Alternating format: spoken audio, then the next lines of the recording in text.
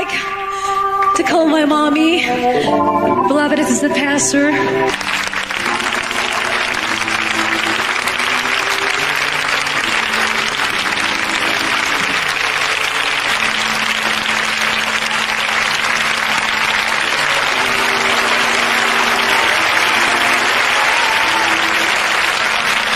Purihin ang Diyos.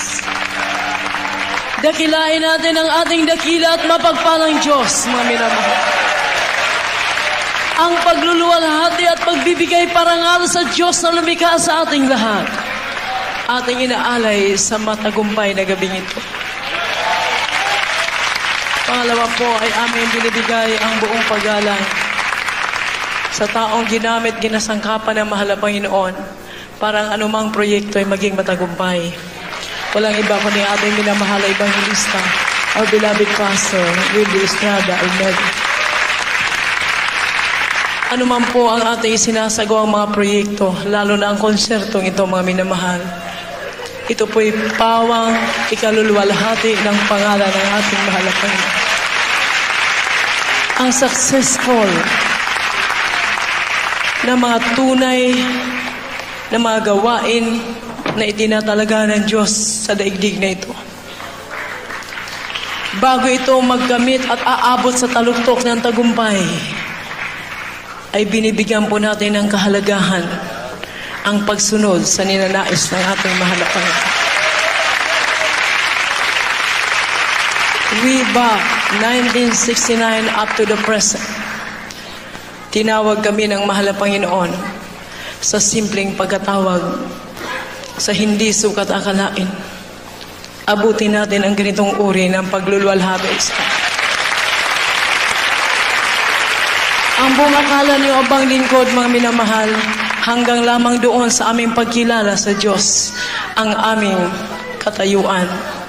Ngunit hindi po inaakala niyo abang lingkod na sa aking pagiging asawa na isang taong wala rin pong iniisip na abutin niya ang pagtawag sa kanya na mahal na Panginoon.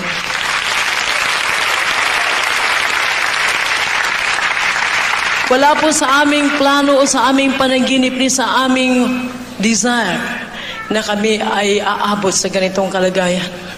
Kaiba po ang aming plano bilang mag-asawa. Maging matagumpay sa negosyo. Maging marangya sa daigdig na ito. Ngunit kaiba po pala ang plano ng Diyos sa aming buhay. Sa edad na 20 taong gulang, kinasal ako sa ating mahal na Evangelista na walang kamuwang-muwang sa mundo.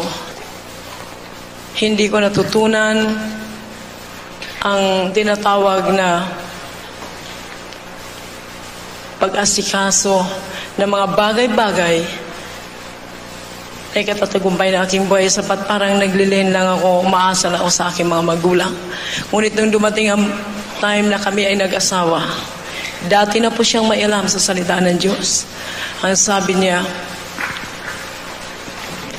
haharapin natin ang buhay bilang mag-asawa. Ngunit kaiba ang ginawa ng Diyos. Araw-araw mula nung tayo magsama, parang mayroong ibig sabihin ang mahalapay na ipapagawa sa atin. Hindi po ako tumanggi, mga minamahal, hanggang sa ako'y nagkaanak ng isa. Tinawag kami na mahal na Panginoon. Yung mga umaawit na mga batang yan, panganay, pangalawa at pangatlong babies namin. Doon na po kami kinakausap na mahal na Panginoon na meron siyang layunin para sa amin. Mula po nung kami ay tumanggap sa ating mahal na Panginoon hanggang sa mga panahon na yan, tinuturuan na po kaming gumawa para sa Kanya na merong tunay na takot. At hindi po namin mapipigilan yung puwersa na nagdadala sa amin, sa aming mga tuhod, na manalangin, manalangin, manalangin ang manalangin. Magpuri sa Diyos at mag-aayon. Step by step, tinuruan kami na mahal na Panginoon paano sundin ang tawag niya sa amin. Tinuturuan ko yung aming maliliit na mga anak na yan, magpuri sa mahal na Panginoon. Ngunit ang isang bagay na pinapasalamatan ko, nagtatagumpay ang ating hangarin. Ang ating mga anak ay maturuan natin sa umpisa pa lamang ng kanilang paglaki sa salita ng mahal na Panginoon. Narito po sila, maging ang mga kabataan natin ngayong gabi na nanunood ng konsertong ito. Kayo man din, mga anak, ay magiging pagpapala sa inyong mga magulang. Ang ating mga bisita ngayong gabi ang ating mga choir members na sa aking likuran, ang lahat po ng membro ng gawaing ito, kayong lahat ay kabahagi ng tagumpay na ito. Pagpalain kayo ng ating mahal.